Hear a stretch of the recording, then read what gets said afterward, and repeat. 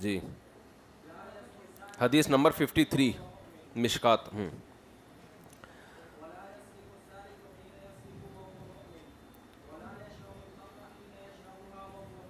جی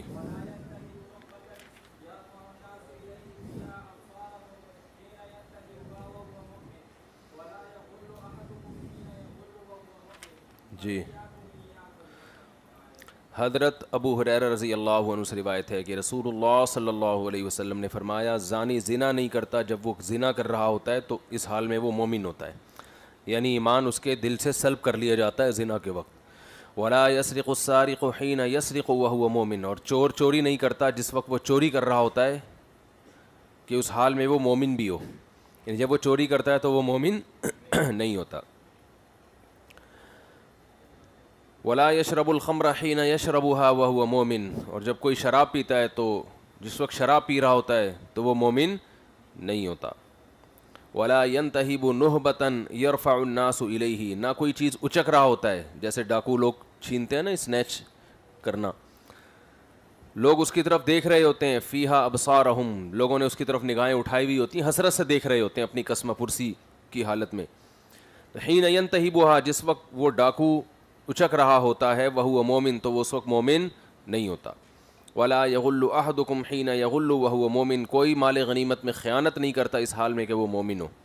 فایاکم وایاکم، پس اپنے آپ کو بچاؤ، اپنے آپ کو بچاؤ. یہ ایاکم مفعول بھی ہے نا، فعل محذوف ہوتا ہے اس کا. احذروا ایاکم من ھذا العمل، بچاؤ اپنے آپ کو ان اعمال سے. متفق علیہ. تو مومن کا مطلب ایمان کی وجہ سے جو انسان میں ایک نور پیدا ہوتا ہے حق اور باطل کو سمجھنے کا. یہاں مراد یہ نہیں ہے کہ وہ کافر ہو جاتا ہے، بلکہ ایمان کی وجہ سے جو ایک نور دل کے اندر پیدا ہوتا ہے، دوسری حدیث میں اس کی تشریح ہے، اللہ اس نور کو اس سے سلب کر لیتے ہیں. چلو بھائی.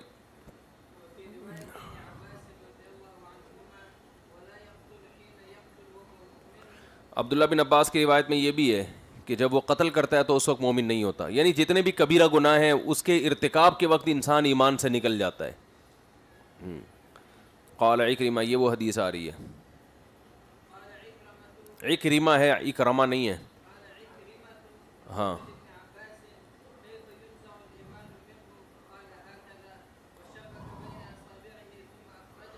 ہاں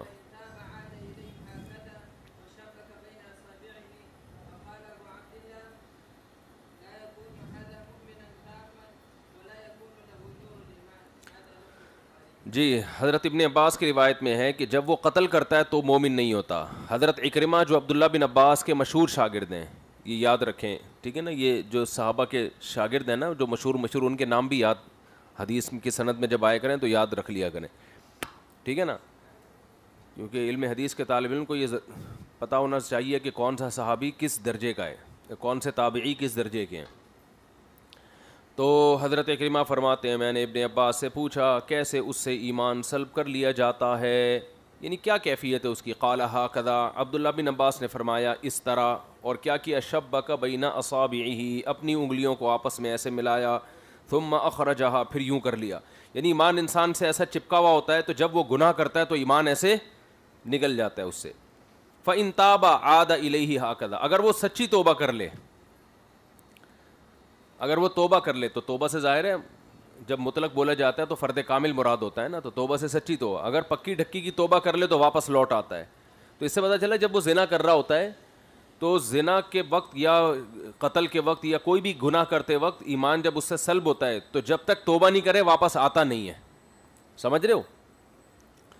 تو پھر توبہ کر لے تو واپس آتا ہے. وشبک بین اصابعہ، پھر آپ نے اپنی انگلیوں کو ایسے کر کے ملایا. وقال ابو عبداللہ، اس حدیث کو امام بخاری نے بیان کیا. امام بخاری کی کنیت تھی ابو عبداللہ.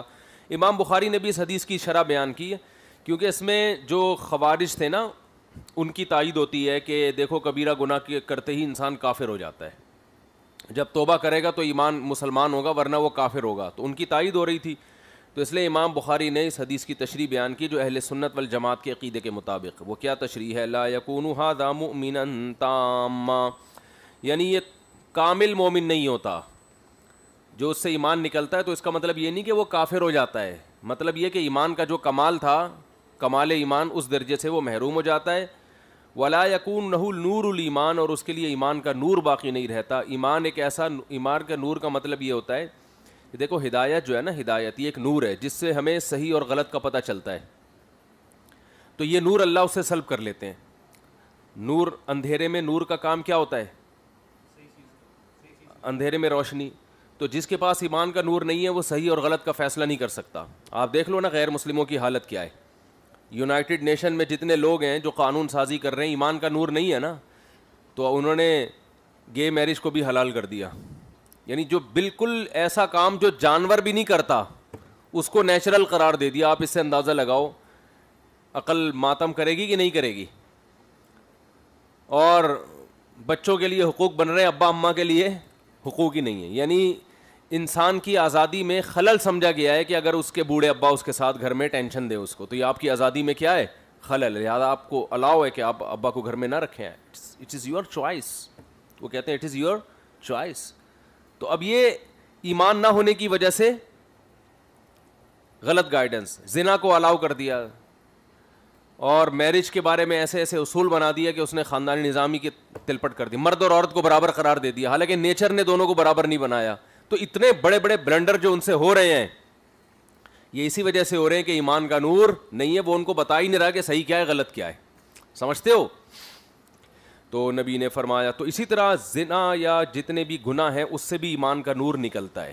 نکلنے کا نقصان کیا ہوتا ہے کہ کبیرہ گناہ کے مرتکب شخص کے لیے بھی صحیح اور غلط کا فیصلہ آسان نہیں ہوتا. تو امام بخاری نے یہ جو تشریح کی مومن کامل نہیں ہوتا. اب آپ کہہ سکتے ہیں کہ یہ تو حدیث کی ایسی تشریح ہے جو لغت، بھائی کسی بھی بات کا ایسا مطلب بیان کرنا کسی بھی کلام کا کہ لغت اس معنی کو متحمل ہی نہ ہو، تو یہ تو جائز نہیں ہے نا. کیا ہو گیا؟ مثال کے طور پر ایک آدمی نے کہا کہ میں نے شیر دیکھا ہے. ایک مثال دے رہا ہوں. میں نے کیا دیکھا ہے؟ شیر دیکھا ہے. آپ نے کہا تم تو چڑیا گھر میں تھے ہی نہیں، انڈا موڑ پہ شیر کہاں سے آ گیا؟ تو آپ کا ایک مرید بیٹھا ہوا تھا، اس نے کہا ہمارے شیخ کی مراد ہے بہادر آدمی. شیخ کی کیا مراد ہے؟ بہادر آدمی. تو لفظ میں اس کا تحمل ہے. شیر کے مجازی معنی بہادر ہی ہوتے ہیں. ہم کہیں گے ٹھیک ہے بھائی، جو بولنے والا ہے وہ جھوٹا نہیں ہے، وہ صادق ہے، تو اس کا یہ مطلب ہوگا. لیکن اتفاق سے اس وقت انڈا مور پہ کوئی بہادر آدمی موجود تھا ہی نہیں، اور آپ نے مثال دی کہ بہادر سے میری مراد ہے فلاں آدمی، حالانکہ وہ ساری دنیا جانتی ہے کہ وہ بہادر نہیں ہے. اب یہ تعویل چلے گی نہیں مارکیٹ میں کہ یار جس بندے کو دیکھا وہ تو اس میں تو بہادری کا عنصر ہی نہیں ہے. اب یہ تعویل مارکیٹ میں چلے گی. اب لوگ بولیں گے یار آپ کے بزرگ نے لمبی چھوڑی ہے. تو اب آپ تعویل کرو کہ ان کی شیر سے مراد تھی گدھا دیکھا ہے اور وہاں 4 گدھے بندھے ہوئے تھے. تو ہم جواب میں کیا کہیں گے؟ یہ تعویل ایسی ہے کہ لفظ اس کا متحمل بولو نہیں ہے. اب سوال پیدا ہوتا ہے، رسول اللہ صلی اللہ علیہ وسلم تو فرمانے جو زنا کرتا ہے ایمان نکل جاتا ہے. تو معتزلہ اور یہ خوارج تو صحیح کہتے ہیں کہ پھر کافر ہو جاتا ہے، اور امام بخاری اس کی تعویل کر رہے ہیں. امام بخاری جو تعویل کر رہے ہیں وہ امام بخاری نہیں کر رہے، وہ اس سے پہلے جتنے مجتہدین، تابعین، صحابہ سب یہی تعویل کرتے تھے کہ اس سے مراد ہے کامل ایمان. سمجھتے ہو؟ تو ایمان سے کمال ایمان کیسے مراد لے لیا؟ تو عرف میں لیا جاتا ہے، عرف میں لیا جاتا ہے. اس کی میں نے شروع میں بھی آپ کو مثال دی تھی. دیکھو مالدار کسے کہتے ہیں؟ پیسہ والا، ٹھیک ٹھاک کروڑ پتی آدمی کو مالدار کہا جاتا ہے. آپ میں سے بہت سارے لوگ کیا ہیں؟ مالدار ہوں گے. غریب مسکین، میرا خیال ہے کچھ طلبہ مالدار بھی ہیں. لیکن جو غریب مسکین ہے اصولی طور پر تو مالدار وہ بھی ہے. 2-4 روپے تو اس کے پاس بھی ہوں گے، کم از کم ایک کرتا پاجامہ تو اس نے پہنا وہی ہے نا. کچھ نہیں تو ناڑا ہی اپنا ہوگا، وہ بھی تو مال ہے یا نہیں ہے؟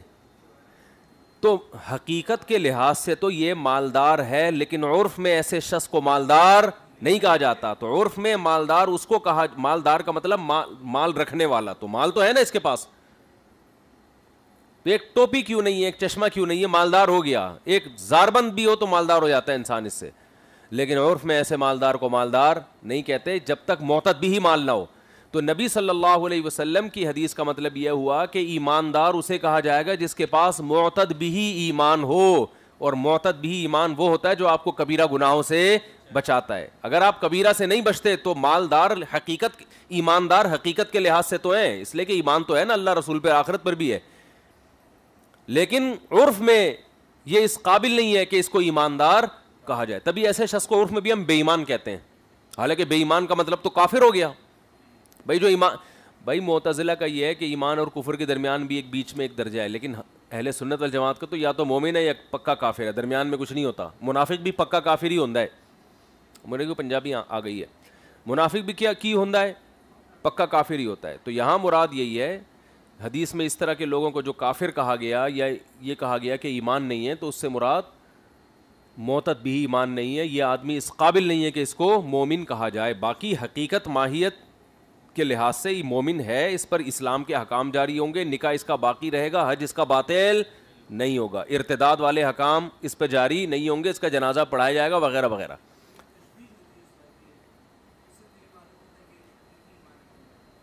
ہاں تشبیہ جو دی ہے نا وہ تو مبالغہ کے لیے نا, میں نے بتایا تھا نا کہ پھر سوال پیدا ہوتا ہے جب مجازی معنی ہی مراد لینا تھا تو پھر نبی صلی اللہ علیہ وسلم یوں ہی بتاتے تھے کمال ایمان, تو وہ بلاغت فوت ہو جاتی ہے اس سے. عبداللہ بن عباس کا مقصد بھی بلاغت کہ ایسے ختم ہو جاتا ہے, یعنی اس قابل ہی نہیں رہتا کہ اس کو مومن کہا جائے. تو ہمیشہ تشبیہ میں بلاغت کے معنی ملحوظ ہوتے ہیں. چلو بھائی ریپ بوائے بلاغت